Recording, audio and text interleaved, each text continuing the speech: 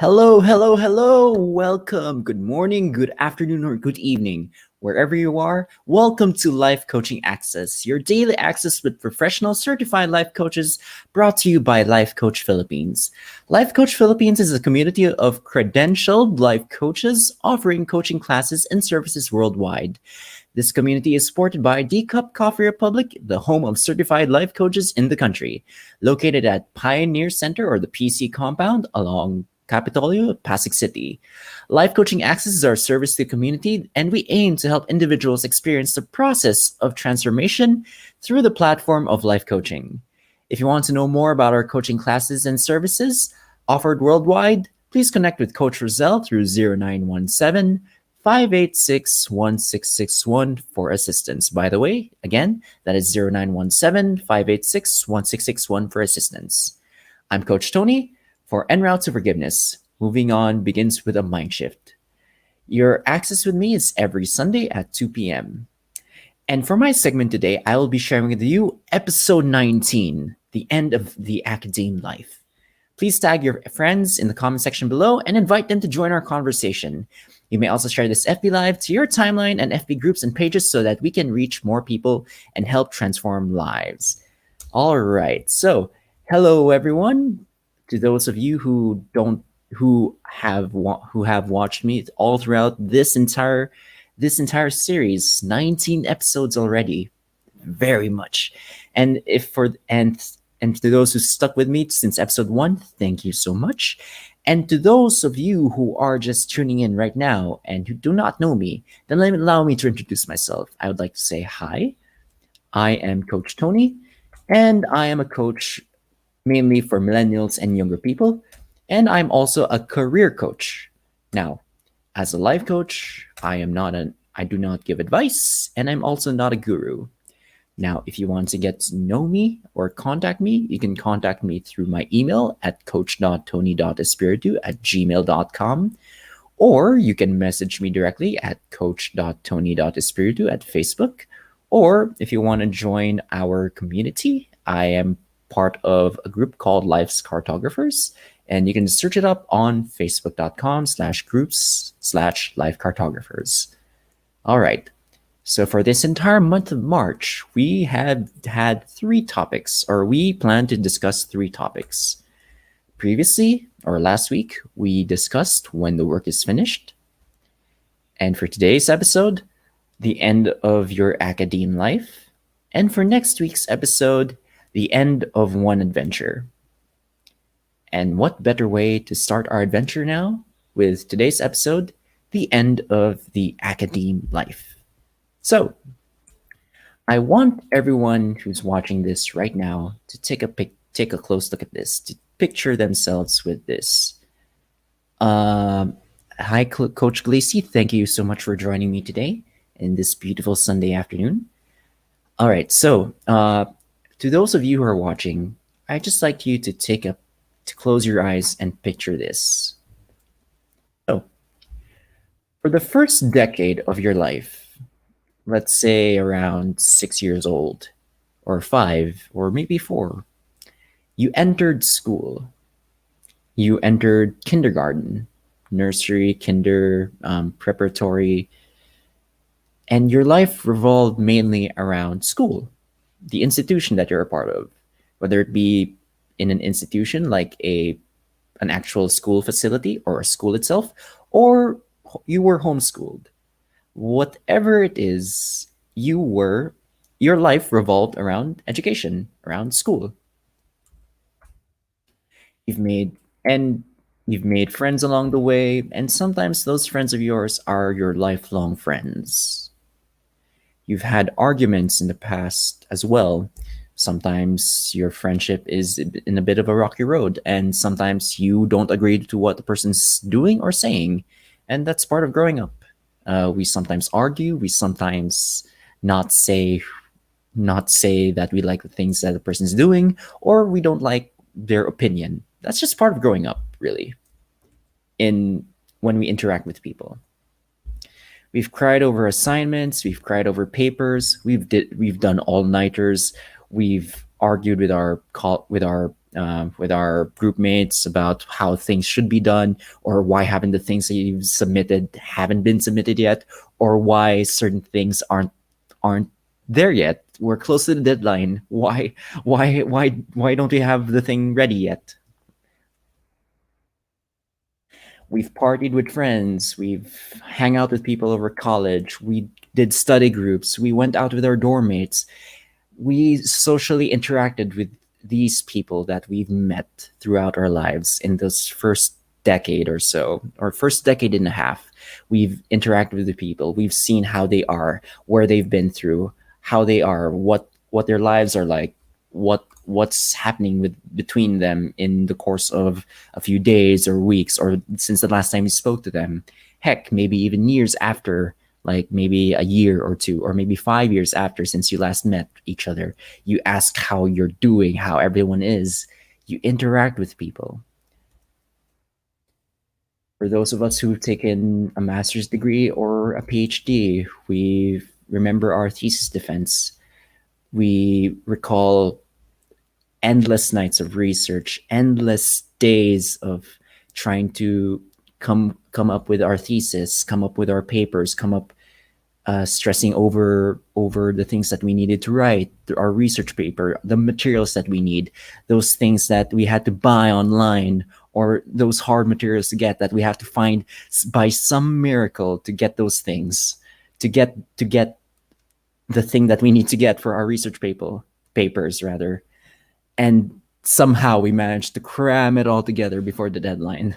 For some of us, we just decide to, just take a break for maybe the first few days or weeks, and then months, and then you're close to your deadline, and then you just suddenly decide to just cram it all together with a lot of drinking coffee, and you're preparing your presentation, your thesis. For some of us, we did those things, and we graduate. We after all the challenges, those hardships, those tears, those laughters, those times we enjoy everything, it just comes to an end after we graduate. For some of us who are in high school, maybe we push forward with college.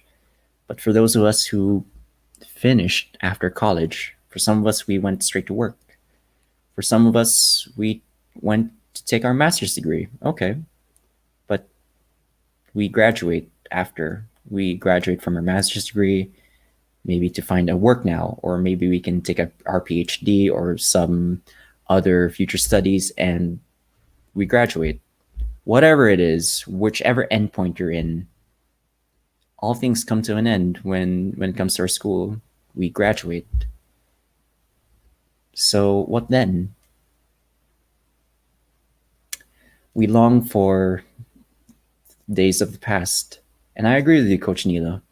The youthful days of yore. We tend to think about how much life had been in our past, how things were happy. We were happier back then. We were we made our lifelong friends, we made decisions, we've learned a lot, we've created our social groups, we've created our friendships, everything that revolved around school. And we sometimes long for those days. We sometimes long for how things could have been, how things should be, those what ifs, those what abouts, those things that we regret. But at the same time, we also remember the good times, the things that makes us happy, the people that we hung out with, the people that we miss, the people that we want to talk to again, those people that we care about, the people that we never had a chance to say goodbye to. We long for those days, and it's okay. We long for those days because they made it was special for us always. And it's okay to long for that past.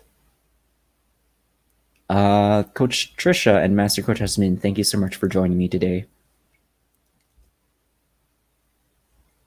So, after everything I've said, I want you to take a breather because a lot of those things, those memories that you've had probably flashes of those happy memories, those sad memories, joys, pains, your friends, people you wish to see again, people that you may never see again. With throughout all of this, how do you feel? I want you to take a pause right now and just breathe in, take it in, take a deep breath. How do you feel right now? How is everything going right now? When you recall those days, what would be the first thing that you would remember? Or what would be the first things that you feel? Would it be longing? Is it joy?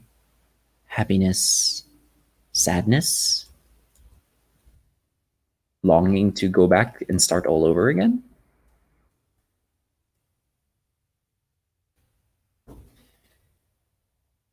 Right.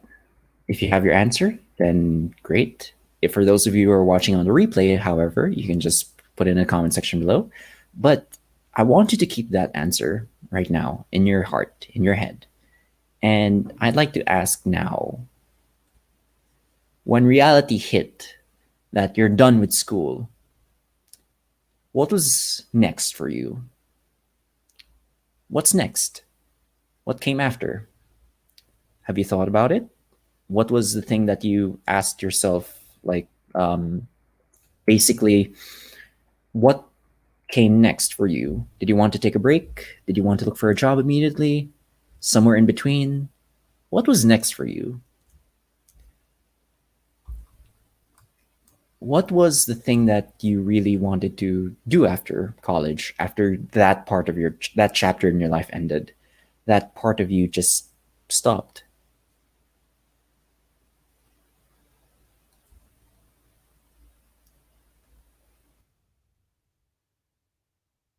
With that answer in your head and in your heart? Or, oh, and I should remind everyone, the first answer that comes to your head, that is something that you should keep in mind of. Coach Neil, you said reinvigorating um, for for those days long gone. Thank you for answering. Yes, we feel reinvigorated by our past because we felt the most energized about it.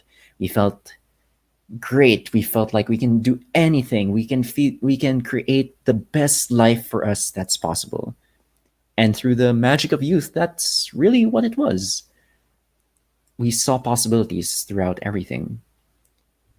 And I believe you said I painted the world red. uh, Thank you, Coach Nilo, for that. All right, so for us, it could be we want to take a job, take a break, study all over, study again. Maybe a combination of either. But whatever it is, the first thing that came to your mind is when you recalled, when you asked yourself during that time, what was next, is what you probably did. Now, those feelings of saying goodbye to that part of your life, that chapter is painful.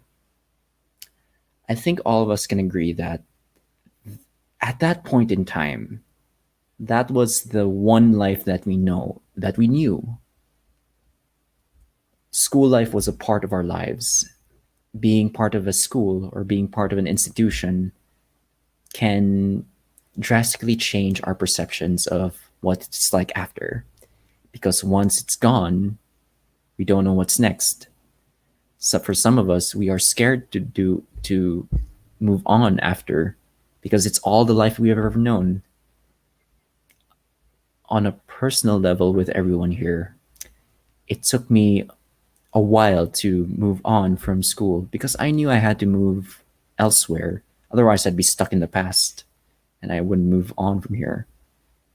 And it's okay to linger for a bit. Again, as I mentioned earlier, to be nostalgic for those long days gone by. It keeps us grounded for who we are back then.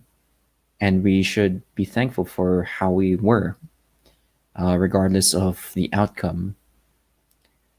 So saying goodbye to that part of our lives, it's painful, yes, because It was a part of our lives that we've known throughout our lives. And truly, it was very hard to say goodbye to those things that we knew, to the thing that we wanted to keep forever, to the things that became very comfortable for us, our own sense of self as a student. Because again, when we're young, we've been through school for a decade, 10 years, maybe even more, and or maybe even less for some. And once that ended, it's like our identities became something else. We weren't a student anymore. We What's next? I mean, get a job, sure, but I'm not sure if I want to have a job. I feel like I'm a student. Why should I be a student? I feel like I can just be comfortable here and I can just learn and not worry about adult stuff. But we can't because we have to move forward with our lives. And it's one of those painful truths that we all have to accept. We all had to accept at one point or another. And it was really something that we all have to brace for at one point or another. So, with all of that being said, what is the end of our academe life? What is it exactly? Well, some of us, the end of our academe life means that we can go to college again. For those who can afford it, we can take a double degree. We can go relearn something all over again, or we can take another course that may be similar or may be different that we took. If we're blessed enough to go to college again, then by all means we can and we should. Because college shouldn't define who you are, but you should define your college experience. For some of us, we took, well, I'm maybe generalizing here, but for some of us, we all took a college course, and the job that we took after we graduated college isn't necessarily the course that we were studying for. Am I connecting here? For some of us, for example, we took account. I have a friend who does accounting, but she has a passion for baking. So she now has a conundrum of either pursuing accounting or decide to go to baking. And for the most part, it looks like she has a desire to go for baking. For some of us, we want to learn other things as well. There can be online college courses, or we can go to a public institution once those open up again. For some of us, we pursue further studies by taking a master's degree or a PhD to pursue something further, to pursue something more. Or for some of us, after our academe life, we just take a break, we rest. We decide not to do anything for a short amount of time, or or how you define how much rest you need. I've seen people who, after college, they decided to take a week rest, a month long rest, or maybe a year's worth of rest because college or school was very exhausting for them, both physically, mentally, and emotionally. So if you need to take a break after your school is done, after you graduated, it's okay. Again, like you don't have to force yourself to push and push and push towards something you might not eventually end up liking to do. Now, that's for school in general. I've also included high school for people who are graduating high school. You can pursue college, you can pursue further studies, or you can take a break. But to the nitty gritty of us, what about when college and university is done? What happens when our academe life, when our university days or our college days are just done completely? It's finished. Well, again, for some of us, we take a break. We take 2 weeks off, maybe a week off. maybe a year off. Again, it really depends on you, on how you want to take a break, how rest, how much rest is what you define it as. For a lot of us, we were looking for work because we wanted to support ourselves or we wanted to earn money immediately after.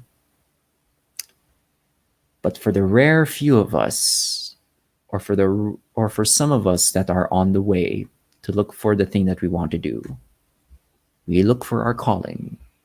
We find the thing that makes our heart sing. We find what it is that we want to do for the rest of our lives.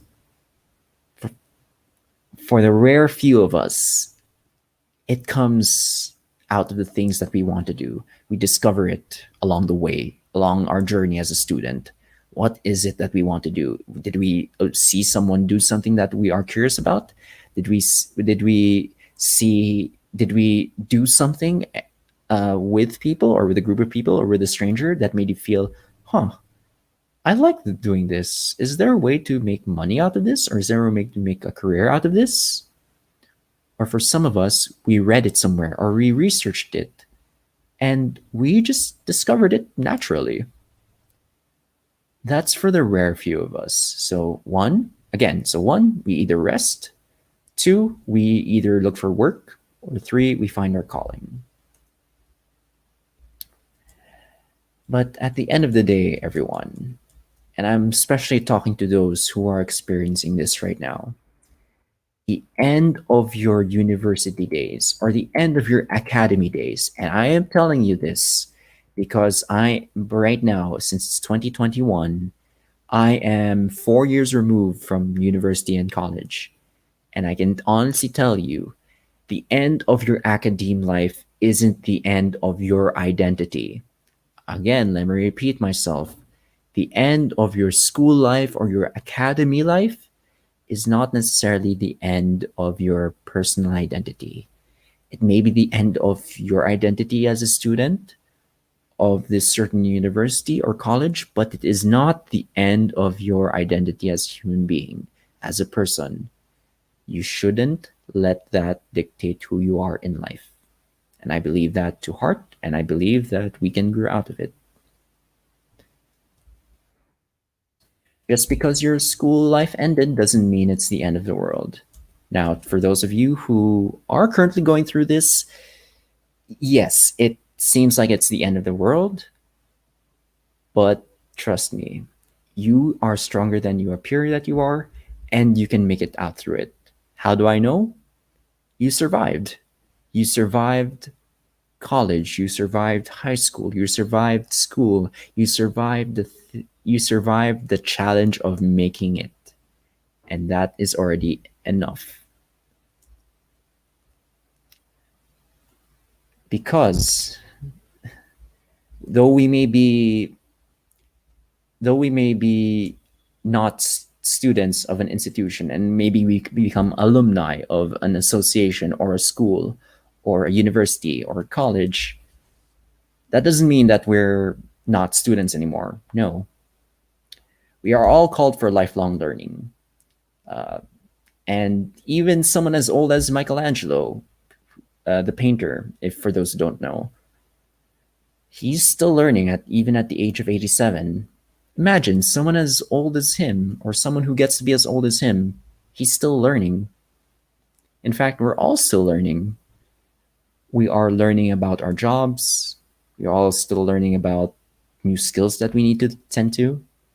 So if you think about it, school is just an institution that helps us learn what we need to learn, maybe for college or maybe for our course.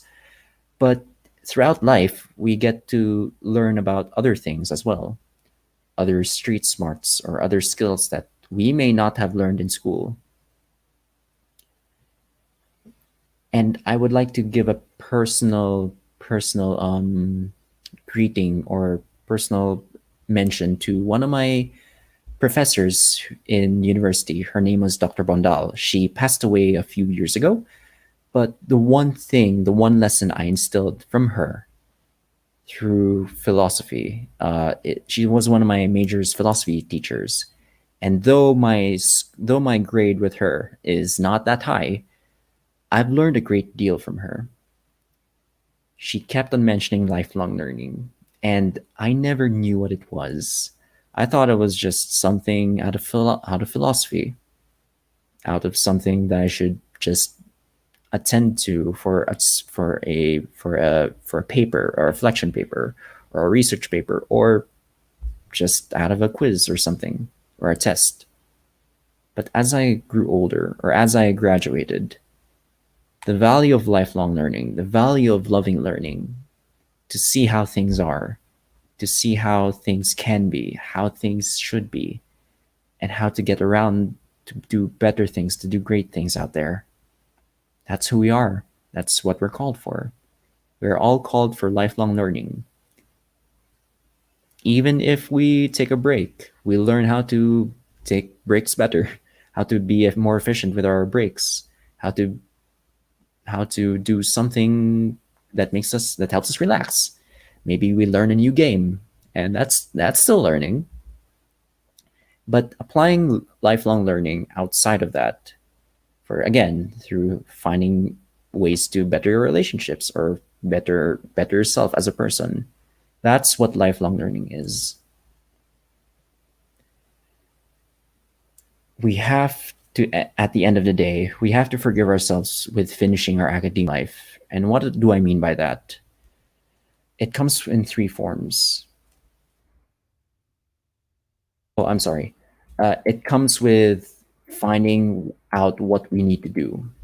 It comes with acknowledging that learning is being a student is not necessarily at the end of the world, as I mentioned already. We have to learn how to forgive ourselves from moving on after, from from not pursuing what we want to pursue, from the identity that we created ourselves over these years that we've been a part of. Because as one adventure ends, another begins. Once we graduate, we transition towards another chapter of our lives, another chapter in our book that we call life, another thing that helps create our own future, our own thing that we want to pursue, our own life. We define what happens after. We create the life that we want to pursue after we finish work or after we finish school, rather. And at the same time, as one adventure ends, another continues. The adventure that we call life, from the time we were born up until at the very end of our lives, when wherever that may be, at the long road ahead. Our lives shouldn't stop at just with the school or institution that we became a part of, the school or us being a student, because as I've already mentioned, being a lifelong learner is part of the journey. It's part of our day-to-day lives. It's part of something that we can do, we can push forward with. It's not the end. Yes, it's the end of our student life, but it's not the end of our life as human beings, as a person. And with that, I'd like to ask, do you want to continue?